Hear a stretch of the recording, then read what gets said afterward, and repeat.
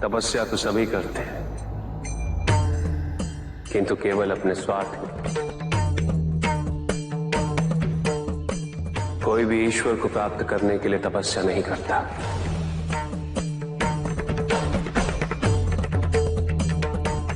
कोई भी तपस्या इसलिए नहीं करता कि उसकी भक्ति उसके आराध्य तक पहुंच जाए।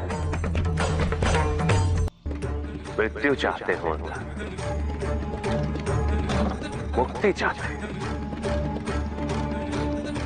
किंतु मृत्यु से मुक्ति प्राप्त नहीं होती।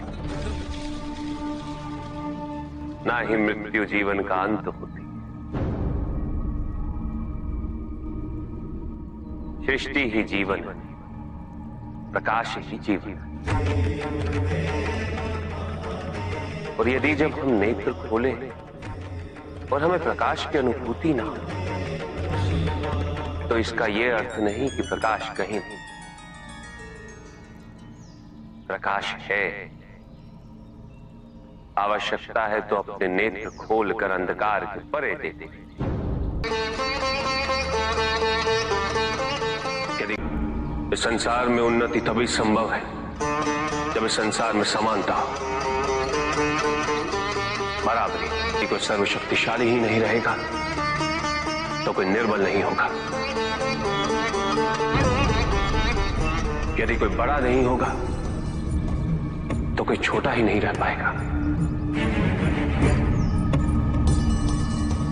शक्ति के इस असंतुलन को संतुलित रखना अनिवार्य है, क्योंकि ईर्ष्यापूर्ण प्रवृत्ति व्यक्तिगत होती है। वो केवल अपने स्वार्थ, अपने उद्धार तक ही सीमित रहती है। ईर्ष्या ही वो विष है जो व्यक्ति के हृदय में ना हारने की महत्वाकांक्षा को जन्म देती। जीतने की इस व्यवस्था से ग्रसित मनुष्य धर्म अधर्म, न्याय अन्याय, उचित अनुचित का ज्ञान भूल जाता है।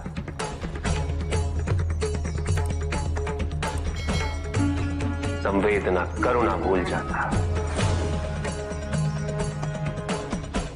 उसे स्मरण रहता है तो केवल जीतना,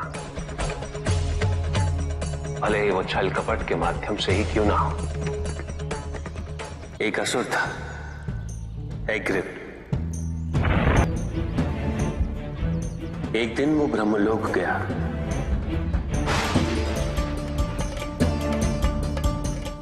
और बड़ी चालाकी से उसने ब्रह्मदेव से चारों वेद प्राप्त कर लिए।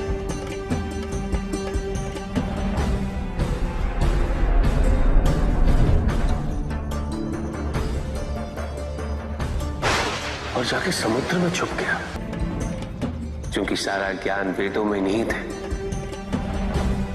इसीलिए संसार से सारा ज्ञान चला गया। जब अज्ञानता का अंधकार फैलता है तो अधर्म बढ़ने लगता है। भगवान विष्णु सब देख रहे थे। उन्हें ज्ञान था कि शीघ्र पृथ्वी लोक पर प्रलय आने वाला है। एग्रिप के साथ चारों वेद भी लुप्त होने का भय था।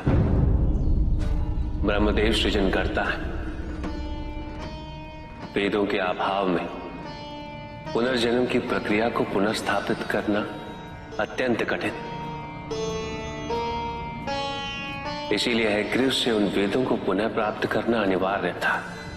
तो भगवान विष्णु ने क्या किया? भगवान विष्णु ने एक मत्स्य रूप धारण किया।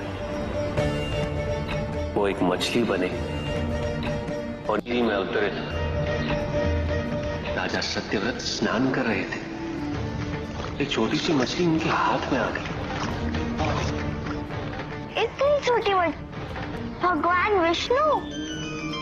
हाँ, राजा सत्यव्रत उस मछली को जल में छोड़ने जा ही रहे थे कि उस मछली ने बड़ी मछलियों का भय जताते हुए उनसे विनती की। उनसे कहा कि वो उसे अपने साथ ले चले। राजा सत्यव्रत अत्यंत दयालु थे। मछली को अपने कमंडल में शरण दे दी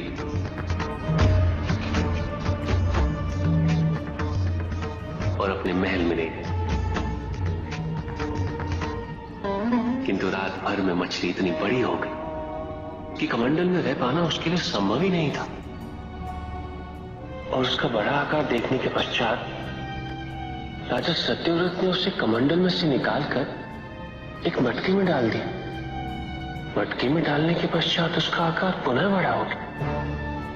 तो राजा सत्यव्रत ने उसे मटकी में से निकालकर एक सरोवर में रख दिया।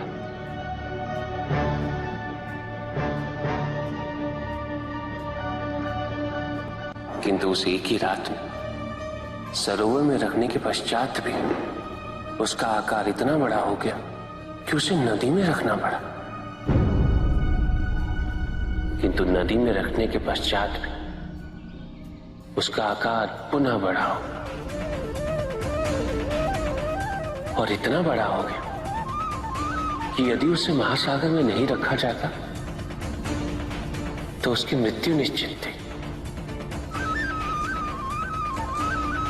राजा सत्यव्रत उसे महासागर की ओर ले गए।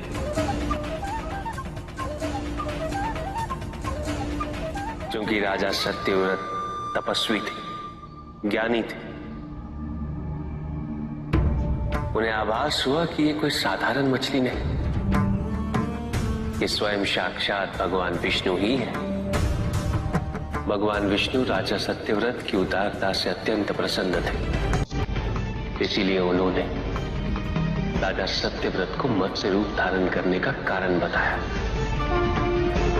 साथ ही उन्होंने सत्यव्रत से कहा कि आज से 7वें दिन प्रलय आएगा, समस्त पृथ्वी जल में समा जाएगी। किंतु आप सप्त ऋषियों के साथ साथ अनाज, वनस्पति व अशुद्धों की प्रत्येक प्रजाति के बीज और प्रत्येक पशु का एक एक जोड़ा लेकर एक विशाल नौका में सवार होकर मेरी प्रतीक्षा कीजिएगा। केवल एक ही स्थान ऐसा होगा जिसकी ऊंचाइयों को जल छू नहीं पाएगा। मैं लौटूंगा और आपको वहां लेके चलूंगा। ऐसा कौन सा स्थान था? हिमालय पर, अर्थात तुम्हारी माता के पिता हिमावत। फिर क्या हुआ? ऐसा कह के भगवान विष्णु समुद्र में चले गए और अपने मत्स्य रूप में उन्होंने हिग्रीव को ढूंढ निकाला। उस दुष्ट का वध करके वेदों को पुनः प्राप्त कर लिया। तो क्या प्रलय आया? हाँ, ठीक 7वें दिन। किंतु भगवान विष्णु के आदेश अनुसार राजा सत्यव्रत एक विशाल नौका में उनकी प्रतीक्षा कर रहे थे। तभी विष्णु जी एक सींग वाली विशाल स्वर्ण मत्स्य रूप में प्रकट हुए। नौका को मत्स्य से बांधते हेतु सर्पराज वासुकी का प्रयोग किया गया और विष्णु जी ने अपने वचन अनुसार उन सबको हिमालय तक सुरक्षित पहुंचाया, ताकि प्रलय के पश्चात वेदों के आधार पर संसार पुनः बसाया जा सके।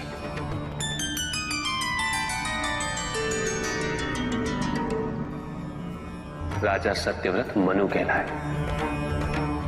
मनु अर्थात मानव जाति के प्रणजनक। इसी प्रकार भगवान विष्णु ने न केवल वेदों को पुनः प्राप्त कर अपितु समस्त संसार का कल्याण भी। अर्थात भगवान हर संकट में अपने भक्तों की सहायता अवश्य करते हैं। अस्थिरता तो केवल अविश्वास से आती है। स्थिरता के लिए विश्वास अनिवार्य। विश्वास और शांति की निरंतरता बनाए रखना कैसे संभव है? इस नकारात्मकता का प्रसार हम कैसे रोकें प्रभु? केवल इस जागरूकता से कि सब कुछ अहम से संबद्ध नहीं। जब भी किसी व्यक्ति के कार्य में अहम भाव प्रबल हो तो अहंकार, व्यक्ति जैसा भी हो, उसे अस्तित्व केवल वैसा ही प्राप्त होता है। व्यक्ति यदि अपने कर्मों के लिए अपने को उत्तरदायी समझे तो स्वतंत्र था। जब तक व्यक्ति किसी और को उत्तरदायी समझेगा तब तक वो निर्भर रहेगा। व्यक्ति यदि ये सोचे कि उसके दुख का कारण कोई और है, तो वो सुखी कैसे रह पाएगा?